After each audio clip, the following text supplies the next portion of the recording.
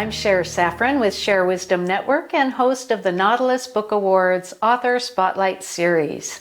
Now celebrating 20 years of honoring better books for a better world, Nautilus Book Awards continues this important mission forward to spotlight visionary books that co-create a better world and more positive future. The Nautilus Awards embraces books from a wide spectrum of the publishing industry, which radiate hope and wisdom, inspiring and connecting our lives as individuals, communities, and planetary citizens. This is a vast and crucial conversation now more than ever. The Author Spotlight series offers opportunity to increase the volume and visibility of the authors' voices as found in these empowering Nautilus Award-winning books. With us here today is author Katy McQuaid, sharing insights from her Nautilus Award-winning book, Everybody Loves Grace, which won the Silver Award in the Children's Illustrated Fiction category. So let me introduce Katy to you. Katy McQuaid, an author and leadership consultant, spent more than 3 decades in the CIA, including 12 years living abroad.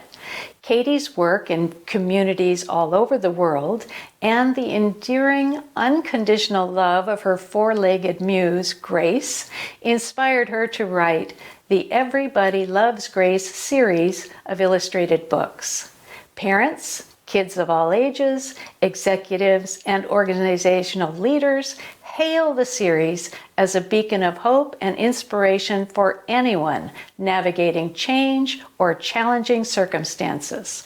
Welcome, Katy. It is so lovely to have you here today. Thanks, Cher. It's great to be here.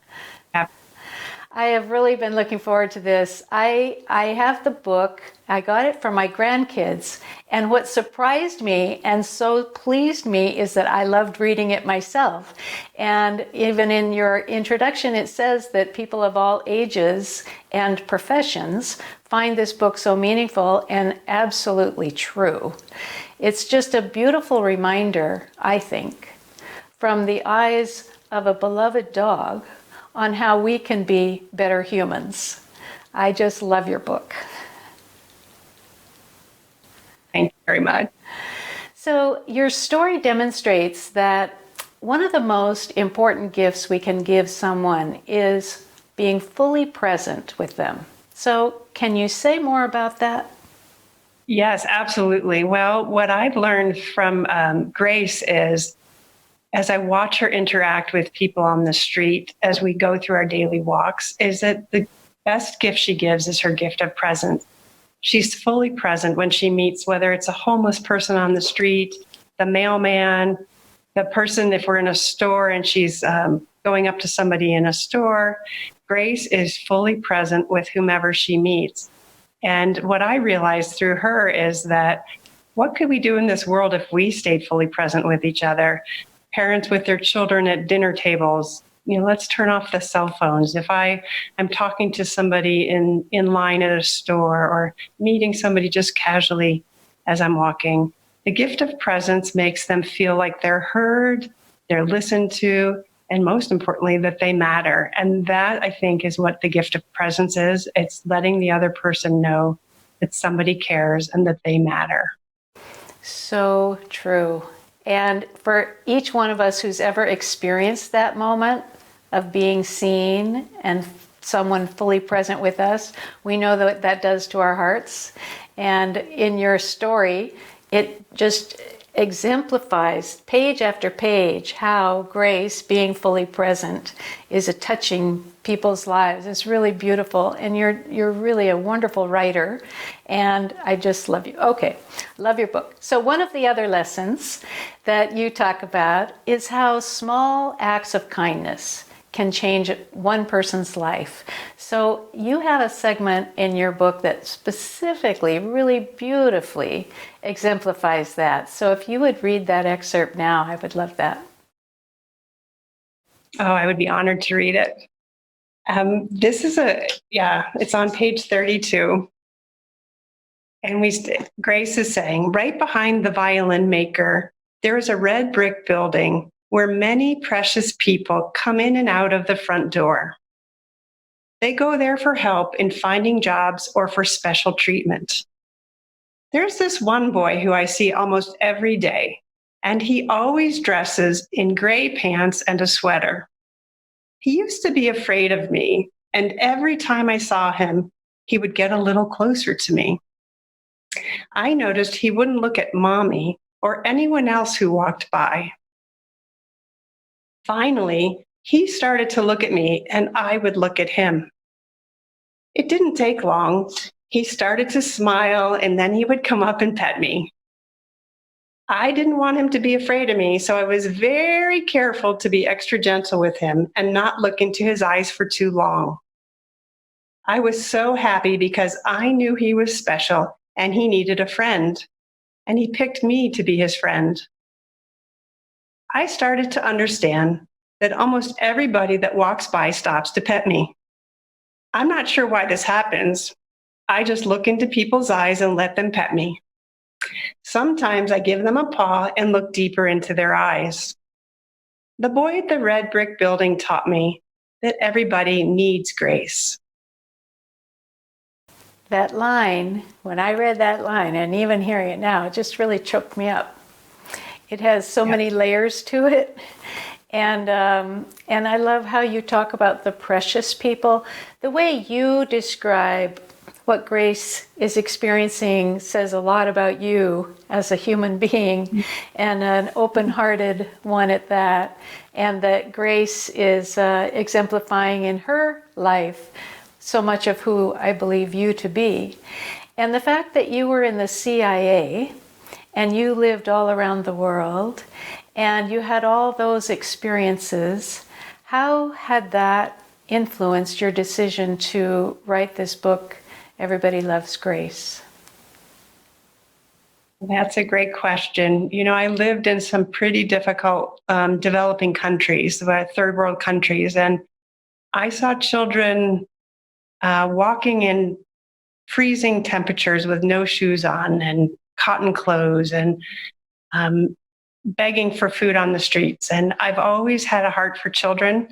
And I think with those 12 years living abroad in mostly developing countries, I just had this heart for kids. I never dreamt of writing a book, Cher, about children. That wasn't a dream I had.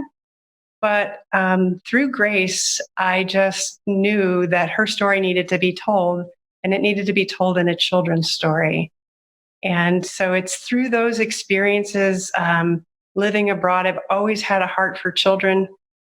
Children, for some reason, have been attracted to me. So I don't know why, but when I got the message to write a children's book about Grace, I knew it was dead on, and it was because of that experience I had abroad. I visited orphanages. I did some nonprofit work when I lived abroad. And I just had exposure to kids that have far less than I did growing up. And I just wanted to be able to impact kids' lives with Grace's story. Well, you absolutely have. And this is just the first of 3 in your series. And it's a beautiful beginning of an entire series.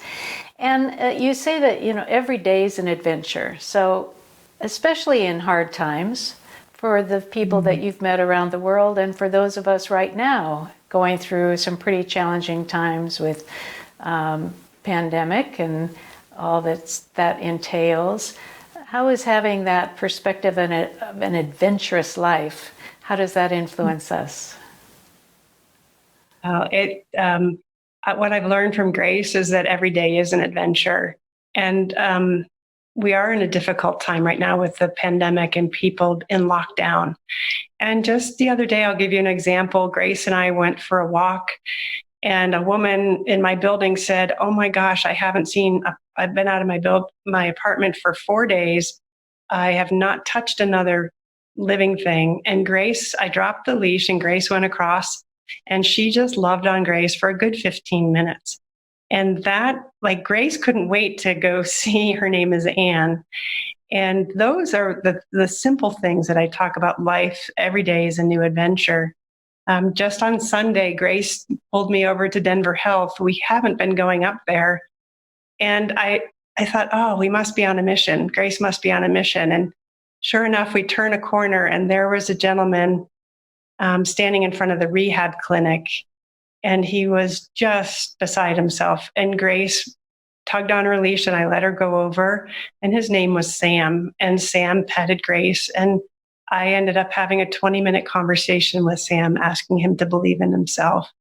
But if it wasn't for Grace and her knowing that Sam needed help, I wouldn't have really picked up on it. And as we left, he said, that's really what I needed today. I think you saved me from using today. And that was all because of Grace. Oh, because of Grace and because you were fully present with Grace.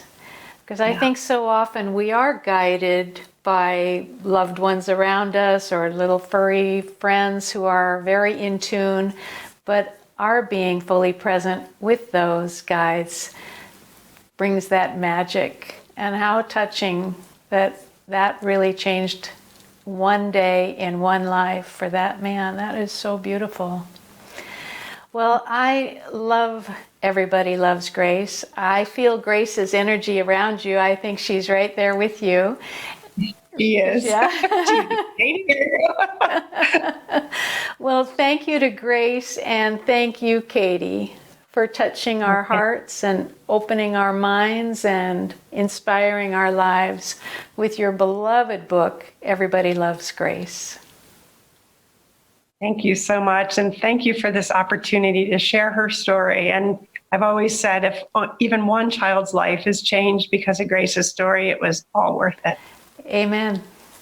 And on behalf of the Nautilus Book Awards team, thank you all.